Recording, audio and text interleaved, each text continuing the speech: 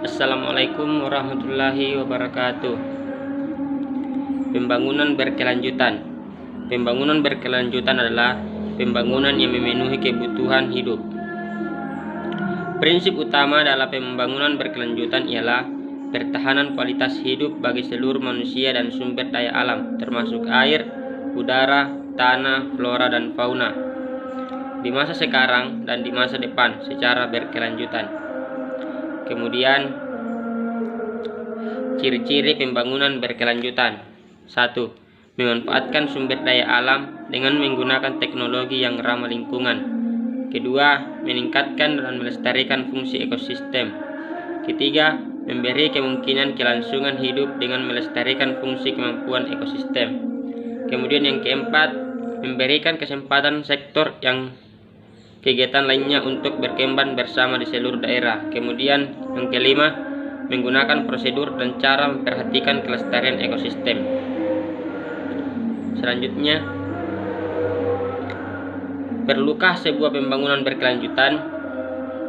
Ya, perlu, karena tujuannya adalah mencapai pengelolaan yang berkelanjutan dan efisiensi, penggunaan sumber daya alam untuk meningkatkan konservasi dan pemanfaatan sumber daya dengan menyediakan kerangka hukum untuk penggunaan konservasi yang berkelanjutan, misalnya lautan dan sumber daya alam lainnya. Assalamualaikum warahmatullahi wabarakatuh. Perkenalkan, nama saya Yomil Jannah. Mengapa harus ada pembangunan? Pembangunan itu sangat penting karena pembangunan itu diperlukan untuk memajukan suatu infrastruktur di suatu tempat agar daerah tersebut tidak tertinggal dengan daerah lainnya yang sudah memiliki infrastruktur yang lebih lengkap. Dan dengan adanya pembangunan bisa membuat pemerataan ekonomi lebih baik. Oleh karena itu, sebuah pembangunan di tiap-tiap daerah harus dilakukan secara merata agar tidak terjadi kesenjangan ataupun persaingan antar daerah. Sustainable Development Goals (SDGs) merupakan suatu rencana aksi global yang disepakati oleh para pemimpin dunia termasuk Indonesia guna mengakhiri kemiskinan, mengurangi kesenjangan dan melindungi lingkungan. SDGs berisi 17 tujuan dan 169 target yang diharapkan dapat dicapai pada tahun 2030. Tujuan pembangunan berkelanjutan: mengakhiri kemiskinan, mengakhiri kelaparan, kesehatan yang baik, kualitas pendidikan, kesetaraan gender, air bersih dan sanitasi, energi terbarukan, pekerjaan bagus dan perkembangan ekonomi, inovasi dan infrastruktur, mengurangi ketidaksetaraan, kota dan komunitas yang berkelanjutan, bertanggung jawab dan konsumsi, asli iklim, kehidupan bawah air, kehidupan tanah, perdamaian dan keadilan, kemitraan untuk tujuan. Baik, saya akan melanjutkan pembahasan materi yang tadi, masih mengenai konsep pembangunan berkelanjutan. Konsep pembangunan berkelanjutan saat ini menjadi perhatian utama dalam berbagai proses perencanaan dan penyelenggaraan pembangunan. Setidaknya ada 3 pilar utama dalam pembangunan berkelanjutan, yaitu ekonomi, lingkungan, dan sosial. Contoh pembangunan berkelanjutan. Yang pertama di sini ada pembangunan vertikal. Pembangunan vertikal atau yang juga sering disebut sebagai rumah susun atau apartemen atau bangunan yang disusun secara vertikal. Itu merupakan salah satu upaya untuk menangani peningkatan jumlah penduduk.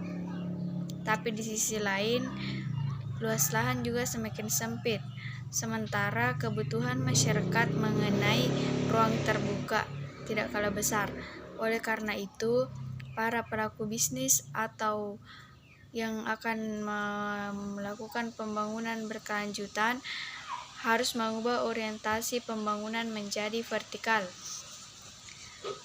Kemudian selanjutnya, contoh yang kedua, mengambil hasil hutan dengan sistem tebang pilih, menebang pohon yang sudah tua dan tidak menebang pohon yang masih muda yang bagus untuk penghijauan guna mengatur pemanfaatan hutan alam atau alam reproduksi serta peningkatan kualitas dan kuantitas bekas tebangan berikutnya agar terbentuk tegakan hutan.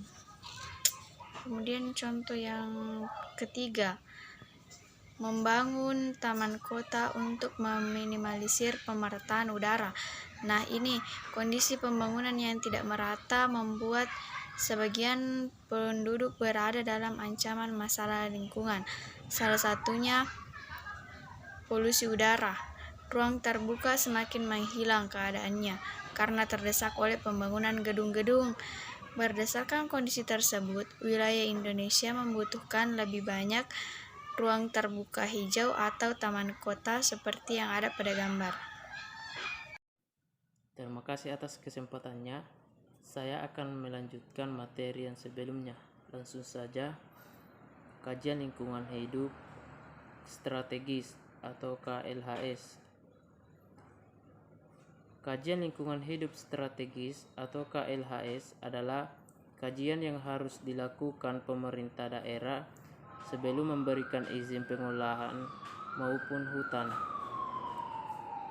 yang terdiri dari rangkaian analisis yang sistematis, menyeluruh, dan partisipatif untuk memastikan bahwa prinsip pembangunan berkelanjutan telah menjadi dasar dan terintegrasi dalam pembangunan suatu wilayah atau kebijakan dan rencana. Rencana Pembangunan Jangka Menengah atau RPJM. RPJM merupakan penjabaran dari visi misi dan program presiden yang penyusunannya berpedoman pada RPJN yang memuat strategi pembangunan nasional, kebijakan umum, program kementerian atau lembaga, dan lintas kementerian atau lembaga, kewilayahan dan lintas kewilayahan, serta kerangka ekonomi makro yang mencakup gambaran perekonomian secara menyeluruh, termasuk arah kebijakan fiskal dalam rencana kerja yang berupa kerangka regulasi dan kerangka pendanaan yang bersifat indikatif. Pada 7 Oktober 2020, bertempat di Aula Bapeda, Litbang, Kabupaten Bengkulu Selatan, telah dilaksanakan uji publik kajian lingkungan hidup strategis KLHS dan rencana pembangunan jangka menengah daerah atau RPJMD. Beliau juga menyampaikan dasar hukum KLHS berdasarkan Undang-Undang Nomor 32 Tahun 2009 tentang pelindungan dan pengelolaan lingkungan hidup strategis.